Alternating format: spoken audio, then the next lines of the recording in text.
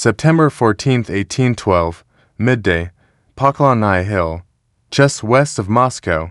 A single rider gallops up the slope, boots caked in dust, uniform soaked with sweat. He pulls his horse to a halt before a short, gray-coated man surrounded by glittering staff officers. The rider's words come between gasps. "Sire, the city, it is empty. Napoleon Bonaparte, master of Europe, Emperor of the French, stares toward the domes and towers of Moscow shimmering on the horizon. This is the prize, the spiritual heart of Russia. He has marched 500,000 men across a continent to seize it. His generals told him the Tsar would beg for peace the moment Moscow fell. The war would be over.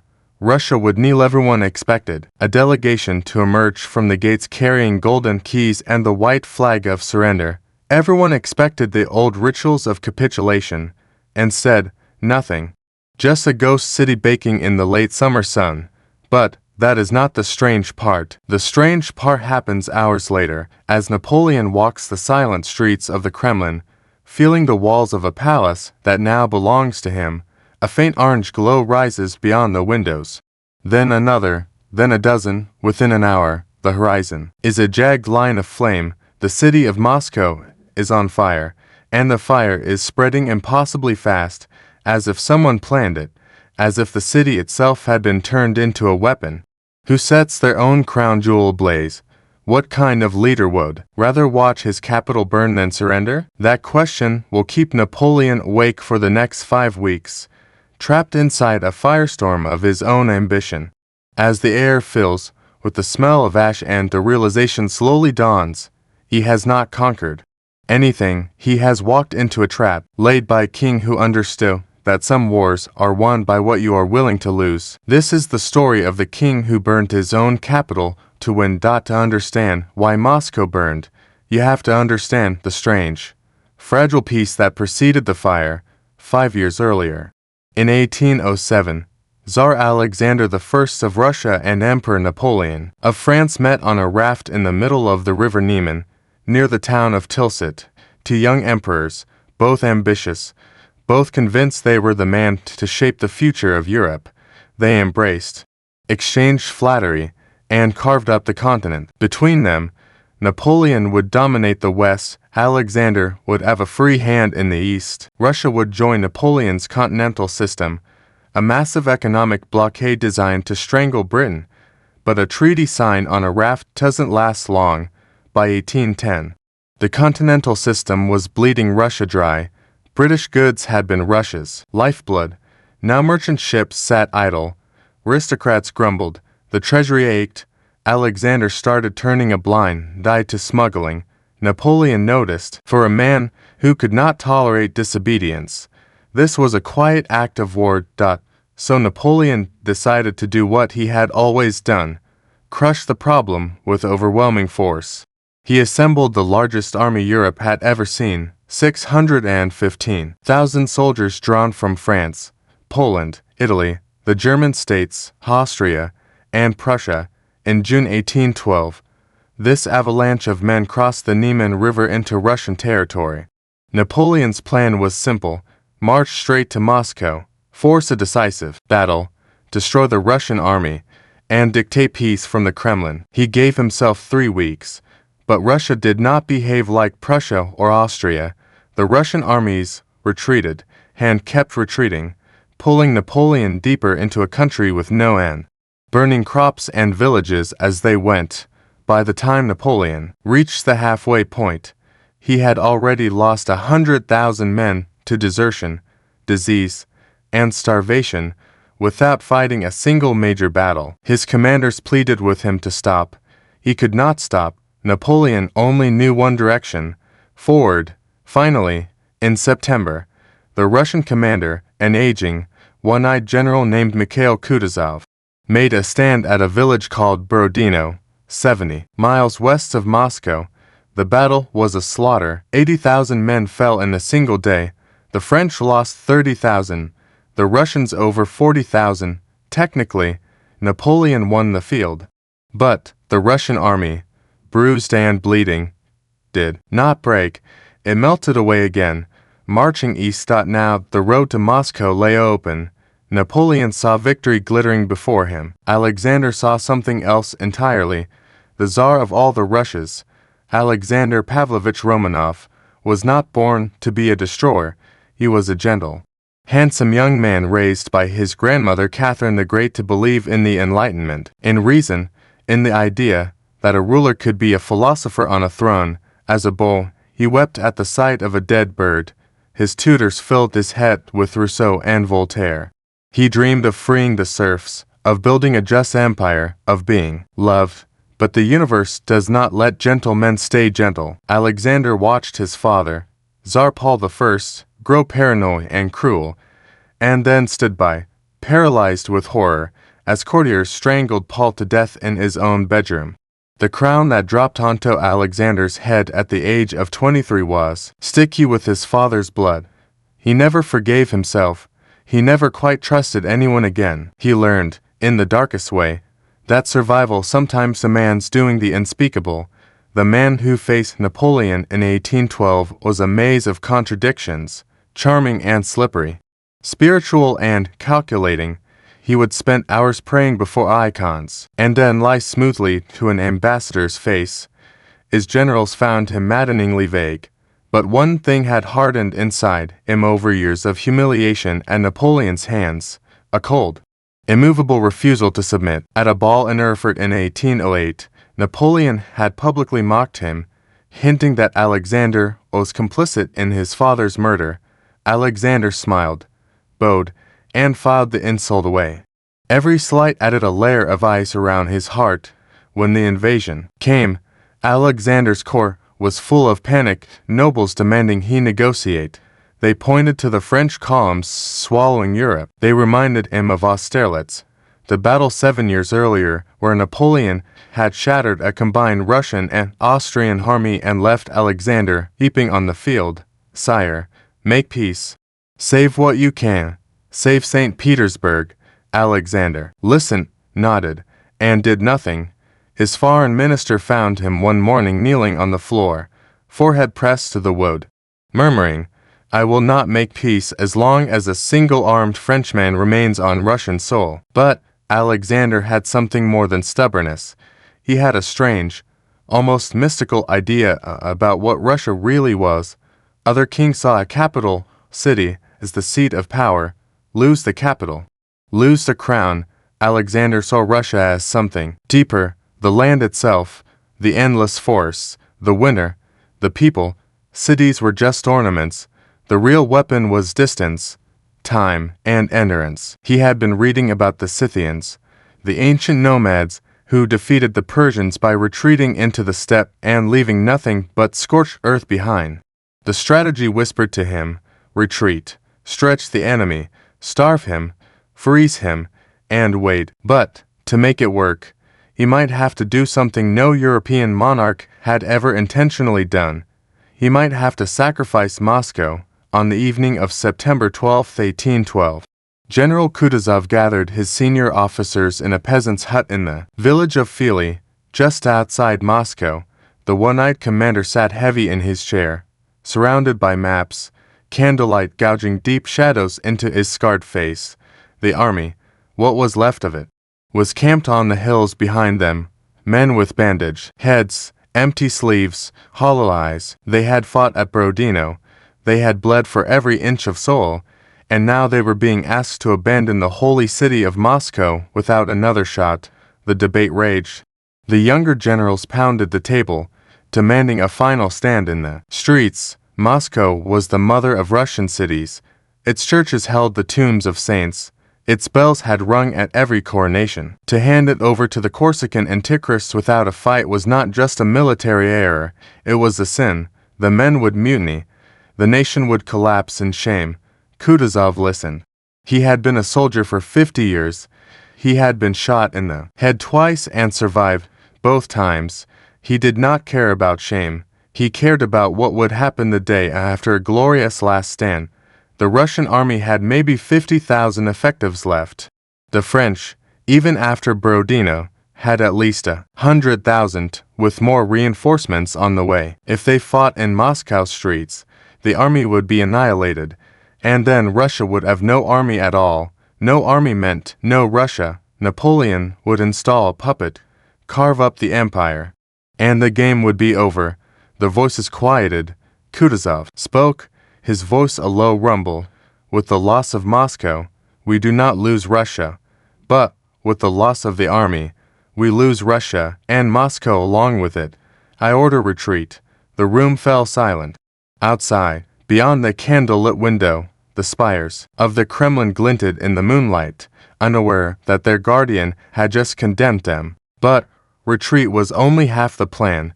The other half had already been set in motion days earlier by the governor of Moscow, a mercurial and fiercely loyal man named Fyodor Rostopchin. Rostopchin had been corresponding with Alexander in secret. The Tsar's letters were careful, never giving an explicit order, but heavy with implication. Moscow must not become a comfortable winter quarters for the invader. Moscow must be stripped of everything useful, and if necessary, Moscow must cease to exist. Rostopchin understood. He had already begun removing the fire pumps. The plan that burned Moscow was not a single stroke of genius. It was a three-layered trap assembled piece by piece, each layer exploiting a different weakness in Napoleon's way of war. The first layer was psychological. Alexander knew Napoleon. He had dined with him, negotiated with him, studied him. Napoleon saw war as a duel between kings. The enemy monarch was the target. Defeat his army, occupy his palace, and the monarch's will would break. That was how it had worked in Berlin, in Vienna, in Madrid. The moment the enemy king sued for peace, Napoleon would impose terms, redraw borders, and move on. Alexander's insight was brutally simple. He would simply refuse to be the king Napoleon needed him to be. He would not negotiate. He would not surrender. He would not even acknowledge the loss of Moscow. When couriers from Napoleon arrived, with letters offering honorable terms, Alexander refused to open them. The French emperor had marched into a void. He had grabbed a ghost. The great psychological lever that had toppled a dozen thrones snapped in Napoleon's hand. The second layer was logistical. Napoleon's army ran on speed and plunder. He never carried more than a few weeks' worth of supplies, because he always expected to live off the conquered land. The Russians had already denied him that during the march to Moscow, burning villages and granaries in a 200-mile-wide swath ahead of his advance. Now, by emptying Moscow of civilians, food stores, and forage, they extended that starvation zone into the very heart of the empire. If the French occupied a gutted city, they would have to fan out across the countryside to find provisions, exposing themselves to Cossack raids and partisan attacks. And the clock was ticking. Napoleon had entered Russia in June. It was now mid-September. The Russian winter, the most lethal ally in history, was 6 weeks away. The third layer was the city itself. Moscow in 1812 was not a city of stone. It was a city of wood. 90% of its buildings were wooden, many of them lacquered and painted.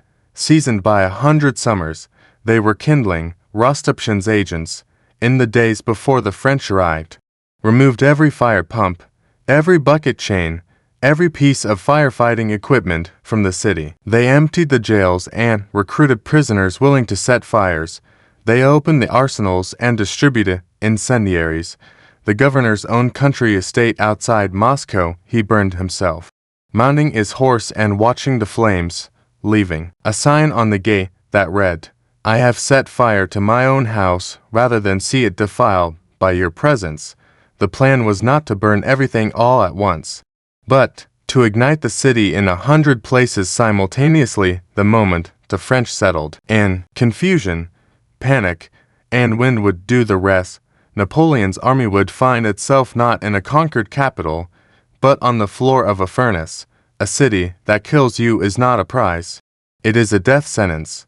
Picture Moscow in that golden September light. Imagine standing on Poklonnaya Hill where Napoleon stood. Below you, the city sprawls across a shallow river basin, a tapestry of green copper domes, whitewashed church towers, red brick walls, and thousands upon thousands of wooden houses packed tightly together along winding medieval streets. The Moskva River snakes through the center. On the northern bank rises the Kremlin, a triangular fortress of red brick. Its cathedrals and palaces cluster inside like jewels in a casket. This is the third Rome, the largest city Napoleon has ever entered, except Paris itself. Now place the French army, 100,000 soldiers, still in their campaign-worn blue and white uniforms, march in columns down the Smolensk road from the west. Their wagons are light. They expect to resupply in the city. They cross the Dorogomilevsky Bridge and enter the wide streets. The vanguard, Murat's cavalry in plumed shakos, trots through the deserted boulevards, sabers drawn, expecting ambushes that never come. There are no defenders, just silence, and the echo of hooves on cobblestones. The troops spread out. Barracks are occupied. Bivouacs form in the great squares. French soldiers pry open shops and houses, finding them stripped. No food, no wine, no hay for the horses. Confusion starts to creep in. Where is everybody? A city of 250,000 people does not simply vanish. The soldiers tell nervous jokes. They build campfires in the streets, and unbeknownst to them, in cellars and attics and behind boarded windows, small flames are already licking at dry timber. Fed by the wind that always blows through the Moscow basin from the northwest. The stage is set. If you're enjoying this breakdown and want to see more deep dives into the strategies that changed history, consider subscribing. We cover military, history, and strategy every week, from ancient sieges to modern campaigns. Now, let's step into the mind of the man who thought he had already won. Napoleon Bonaparte was not a fool. He knew something was wrong the moment he saw no delegation. But his mind, the most powerful analytical engine of the age, could not compute the idea of a ruler who simply refused to lose. Every precedent, every rule of 18th century warfare, said that Moscow was the endgame. In Vienna in 1805 and 1809, in Berlin in 1806, the capital fell and the enemy government folded. The logic was ironclad. So when Moscow lay empty, Napoleon's brain did what it always did. It constructed a narrative that made sense. The population had fled in a panic. The Tsar was cowering in St. Petersburg, probably overruled by frightened courtiers. Give it a few days, Napoleon thought, and the letters would start arriving. The Boers would creep back. The Tsar would come to his senses. Napoleon wrote to Alexander a generous letter, full of magnanimity. He offered peace. He waited. The first fires, on the night of September 14th, were small. They flared in the Kitaigarad, the merchant quarter, near the bazaar. Napoleon's officers reported them as accidents, probably campfires of looting French soldiers getting out of hand. The next morning, the fires had spread, but still seemed containable. Napoleon moved into the Kremlin, settling into the old palace of the Tsars, and ordered the blazes extinguished. Then night fell again, and the city erupted. From the Kremlin windows, Napoleon saw what looked like the end of the world. The wind had picked up, whipping flames from one wooden district to the next with terrifying speed. The fire was no longer scattered pockets. It was a sea, an ocean of flame rolling through the city. The heat became so intense that windows shattered and the gilded domes of the churches glowed like lanterns.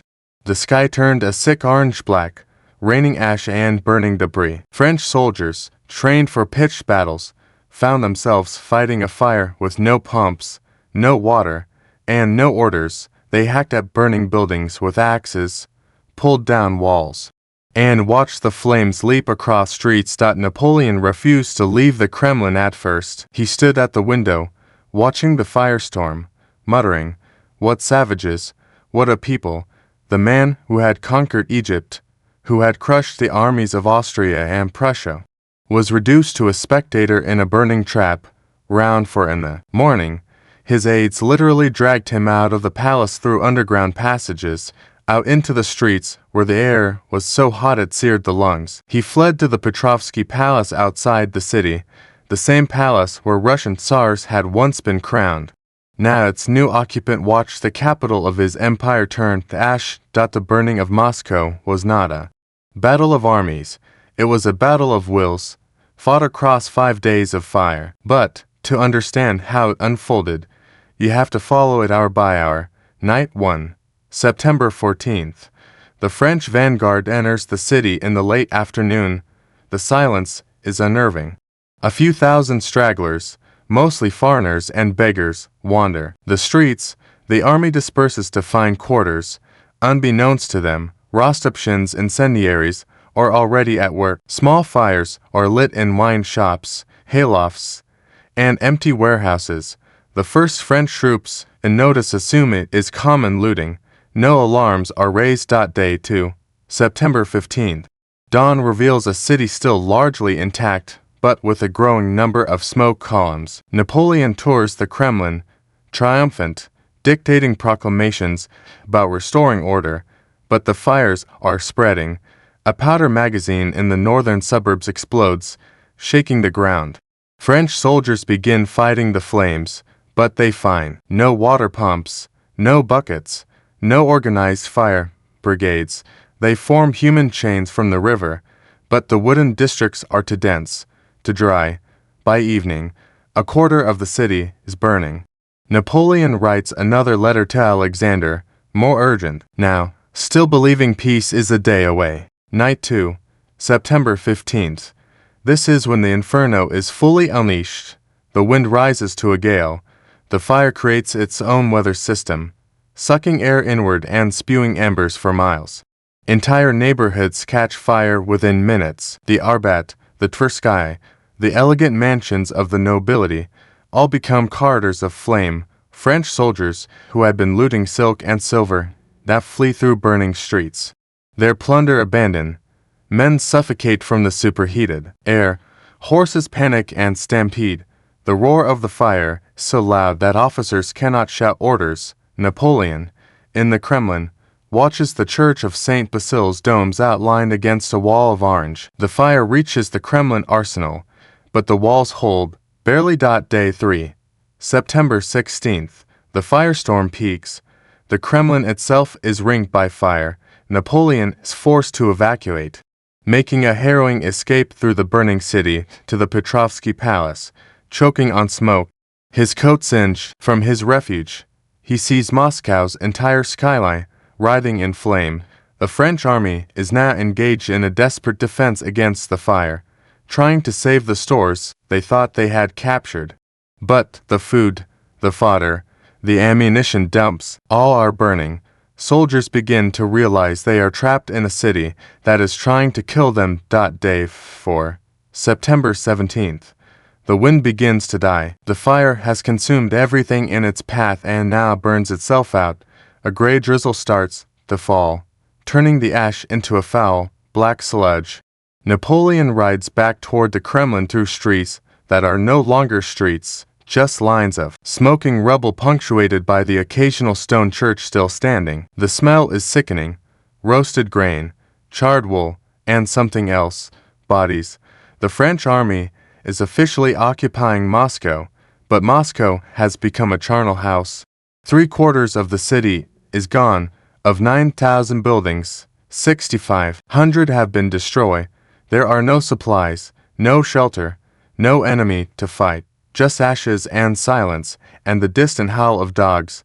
Napoleon remains in the ruins for 5 long weeks, sending peace proposals that are met with stony silence, waiting for an answer that will never come. His soldiers starve, horses are eaten, discipline crumbles. Meanwhile, Kutuzov's army, camped safely to the south, blocks the route to the fertile grain lands of Ukraine, forcing Napoleon to eventually retreat the same way he came, through a devastated, frozen wasteland. The true climax comes not on a battlefield, but in a quiet room in St. Petersburg, hundreds of miles from the flames. A courier arrives, mud-spattered and exhausted, carrying news that Moscow is gone. The courtiers gasp. The palace buzzes with panic. Someone whispers that the Tsar will finally see reason and make peace. Alexander receives the message in his study. He reads it slowly, his face unreadable. Outside, The autumn rain streaks the windows. His mother, the Dowager Empress, barges into the room in tears, begging him to negotiate. His brother Constantine, the heir, shouts that the army will revolt. The nobility is in ruins. Russia is burning. They all look at Alexander, waiting for the crack, the moment the mask of stubbornness finally slips. But Alexander does not crack. He straightens his spine. He speaks, and his voice carries a calm that silences the room. I will grow a beard to my waist. I will eat potatoes with the peasants in Siberia, but I will not make peace while a single armed enemy remains on Russian soil. The words are absurd, theatrical, and absolutely sincere. He has not merely sacrificed a city, he has offered up his own legacy, his own comfort, his own crown if necessary, to win this war. And in that moment, the court realizes the truth that has been dawning on Napoleon for days. They are not dealing with a normal king. They are dealing with a man who has already burned everything and emerged from the flames. UNCO. In the smoldering ruin of the Kremlin, Napoleon paces. He shouts at his generals. He drafts letter after letter, each more desperate than the last. For the first time in his career, his will is not the strongest one in the equation. The king who lost his capital has proven stronger than the emperor who captured it. The immediate results were catastrophic for Napoleon. He stayed in Moscow until October 19th, then ordered retreat. What followed was one of the worst military disasters in history. The Grande army, frozen, starved, and harassed constantly by Cossack raiders, disintegrated on the long road back to Poland. Of the 615,000 men who crossed into Russia in June, fewer than 100,000 staggered out alive in December. Napoleon abandoned his army, rode ahead to Paris in a fur-lined sleigh, and began furiously raising a new force, but the myth of his invincibility had been shattered. Moscow itself lay in ruins. 2/3 of the city's homes, 8/10 of its shops, its university, its libraries, all gone. Tens of thousands were homeless. But within a few years, reconstruction began, and the city rose again, stone and brick this time, grander than before.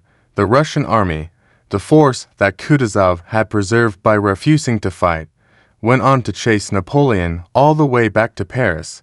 In March 1814, Alexander rode into the French capital at the head of the coalition armies, the first conqueror to occupy Paris in 400 years. The man who had burned his own capital now slept in Napoleon's palace.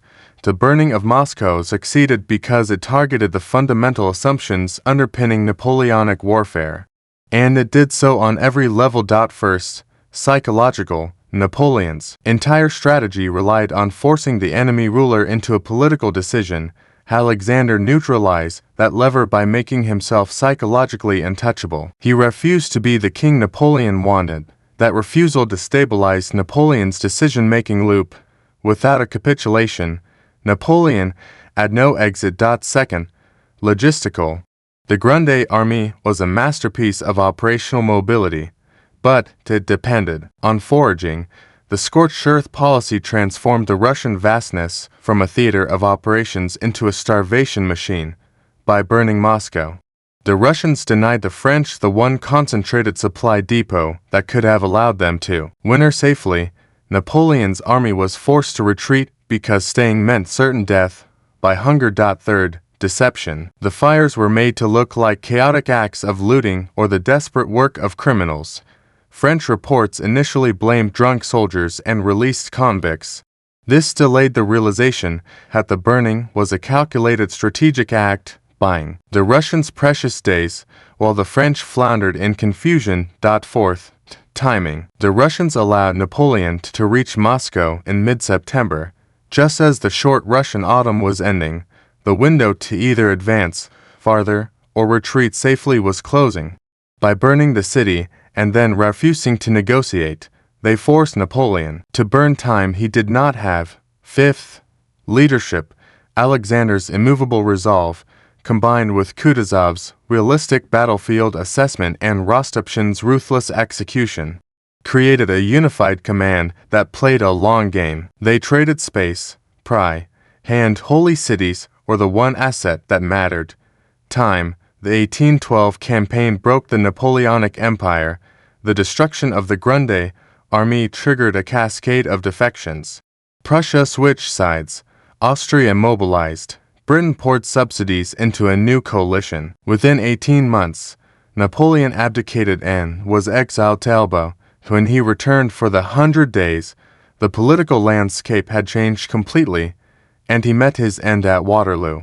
The balance of power in Europe shifted dramatically toward Russia. For the next century, the Russian Empire was seen as the continental juggernaut, the unconquerable colossus of the East. The burning of Moscow also became a foundational national myth. It was transformed from a calculated military sacrifice into a symbol of Russian spiritual purity, a people who would rather destroy their holiest city and let it be defiled by a foreign tyrant. Tolstoy's War and Peace immortalized the event, framing it not as a planned act but as an organic rising of the people's will.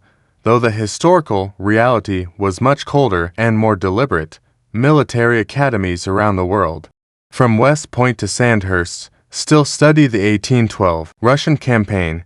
It is the textbook case of strategic defense in depth. The lessons are stark.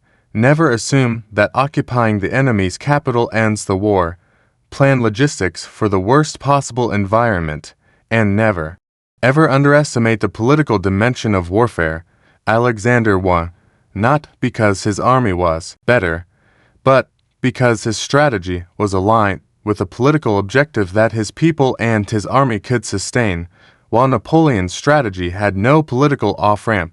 Perhaps the most profound lesson is about the nature of strength. The campaign demonstrated that material power, massed armies, and conquered cities means nothing if the opposing will refuses to break. Alexander's Russia understood that strategic patience and the willingness to absorb pain can outlast the most brilliant tactical genius. On that September morning on Poklonnaya Hill, Napoleon saw the domes of Moscow and believed he had reached the end of his journey. He was a man who understood victory as possession, as the physical holding of a place. Alexander, miles away, kneeling on a wooden floor in St. Petersburg, understood something else, that victory can mean burning what you love so the enemy cannot use it against you. The king who burned his own capital won because he realized that crowns are not made of gold and spires. They are made of the refusal to kneel. Moscow rose again from its ashes. Napoleon's empire did not. The fire that consumed the city lit the fuse of his downfall, and in the cold, gray dawn of a new century, a lesson stood written in the charred timber. Sometimes, to save a nation, you have to be willing to hold the match yourself. If you want more deep-dive documentaries on the strategies that shaped the modern world, subscribe to the channel. We explore the minds of history's most brilliant commanders, the battles that broke empires, and the forgotten stories that define the art of war. Tap the bell to never miss an upload.